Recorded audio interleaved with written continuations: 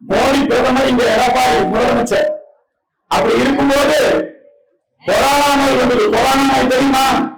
அந்த கொரோனா நோய் வந்தது மக்கள் எல்லாம் வேலைக்கு போக முடியல, வீட்டுக்குள்ளேயே நாங்க எல்லாம் பதுங்கி இருக்கணும், இல்லைன்னா நோய் தொற்று பரவும்.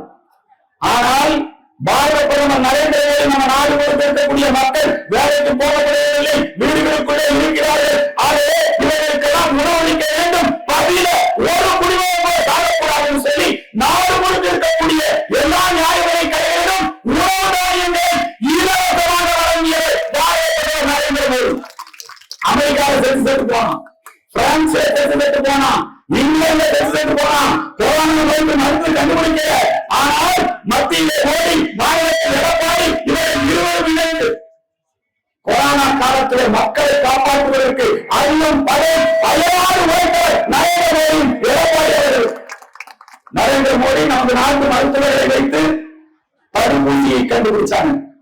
அந்த தடுப்பூசியை எண்ணிக்கீங்க, அந்த தடுப்பூசியை 7 முறை இலவசமாக நாடு முழுக்க எல்லா மக்களுக்கும் போட்டு கொரோனா இருந்து சாதியிலிருந்து இந்த மக்களை காப்பாற்றிய நரேந்திர மோடி, உயிரை காப்பாற்றிய நரேந்திர மோடி.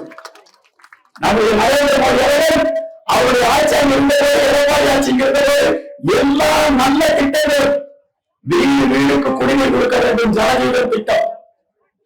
எடப்பாடி ஆட்சியில குடிநீர் திட்டங்கள் நிறைவேற்றப்பட்டது. எடப்பாடிக்கு பேர் என்ன? குடிமராமத்து நாயகன். அது பேர் என்ன? குடிமராமத்து நாயகன்.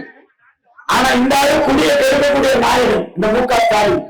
என்ன நல்லது நடந்தாலும் நம்முடைய தமிழ்நாட்டுக்கு வருவதற்கு விடமாட்டார்கள். இங்க அப்துல் கலாம் என்ன சொன்னாரு? கூடங்குளத்துல மின்சாரம் உற்பத்தி பண்ணணும்னாரு. ஆனா கூடங்குளத்துல மின்சாரம் உற்பத்தி பண்ணக்கூடாதுன்னு போராடினோம்னா இந்த திமுக கூட்டணி கட்சிக்காரங்க.